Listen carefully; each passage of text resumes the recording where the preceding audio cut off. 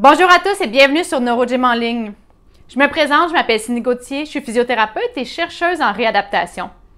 Dans cette vidéo, je parle de l'importance de rester active et actif, même si vous avez des déficiences ou des incapacités physiques, afin de rester dans le cercle vertueux du conditionnement et d'éviter de tomber dans le cercle vicieux du déconditionnement. Avant de commencer, n'oubliez pas de vous abonner à notre chaîne pour plus de vidéos pour vous accompagner à rester active et actif, peu importe vos capacités physiques.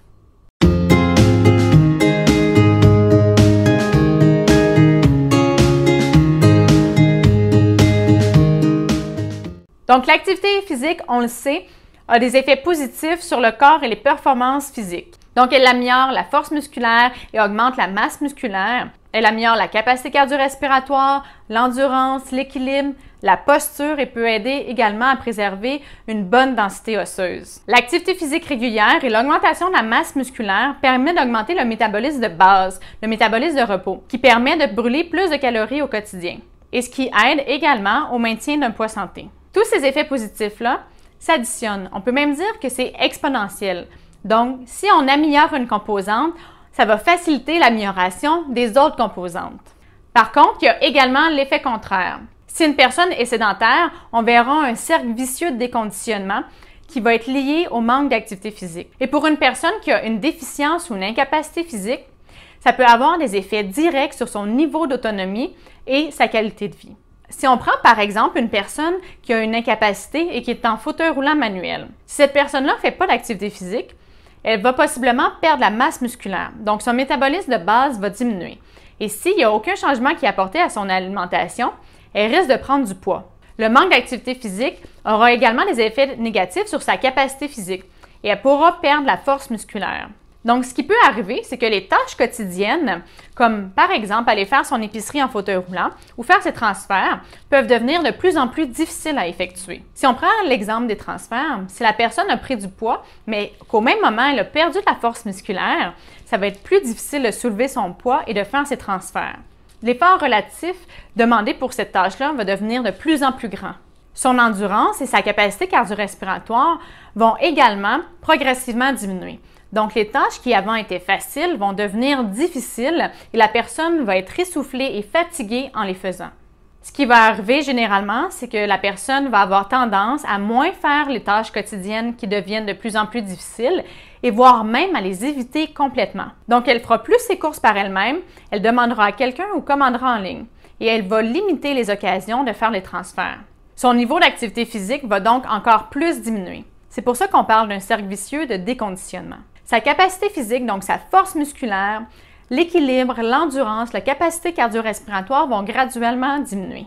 Cette personne-là est aussi à risque de voir son poids encore plus augmenter. Et quand on parle des tâches fonctionnelles, il y a aussi l'aspect des performances motrices. Puis ces performances-là, on doit les pratiquer pour les conserver. Avec le temps, si la personne fait de moins en moins certaines tâches fonctionnelles, la qualité de ses performances fonctionnelles vont également diminuer. Donc, dans l'exemple des transferts, la personne, avec le temps, peut ne plus être capable de faire les transferts seule de façon sécuritaire et devra demander l'aide de quelqu'un. Et peut-être qu'éventuellement, elle sera plus du tout capable de faire les transferts. Et ça, c'est sans parler de l'augmentation du risque de blessure aux épaules. En effet, si on prend du poids, mais que nos épaules sont de moins en moins fortes, on met de plus en plus nos épaules à risque de blessure.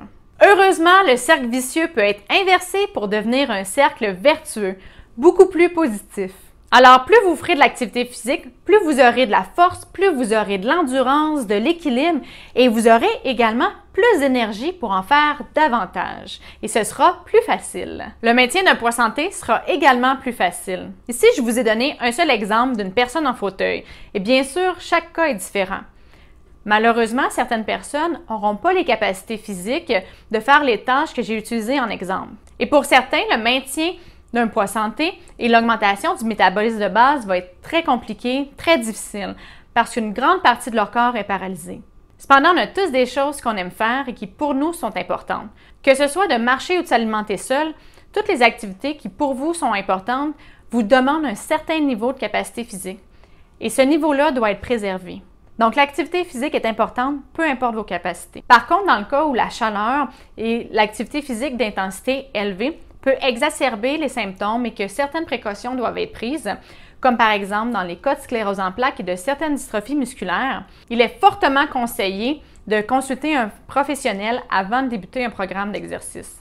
La pratique de l'activité physique régulière peut parfois être difficile à intégrer dans notre horaire et parfois il est difficile de trouver de la motivation pour aller faire nos exercices. Par contre, il y a certaines stratégies que vous pouvez adopter afin de vous motiver et de rendre l'activité physique plaisante et que vous ayez envie de la faire. Comme par exemple, choisissez des activités que vous aimez, que vous allez vraiment avoir envie de faire. Aussi, vous pouvez varier les activités physiques que vous faites. Faites pas toujours les mêmes. Vous pouvez parfois en faire seul ou en groupe.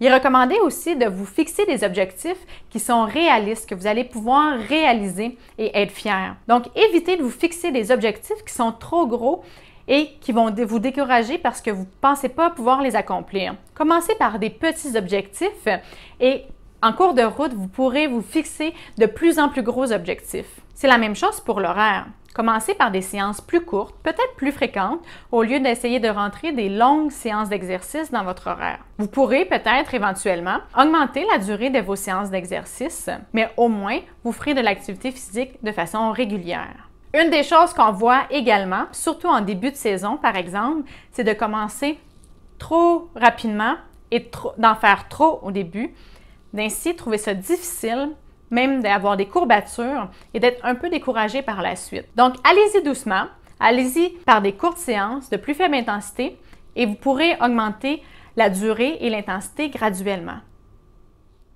Dans cette vidéo, je vous ai parlé des bienfaits physiques, mais aussi au niveau fonctionnel de faire de l'activité physique de façon régulière.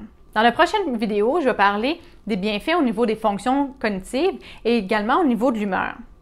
Donc, je vous invite à vous abonner à notre chaîne pour avoir les notifications lors de la publication de nos prochaines vidéos.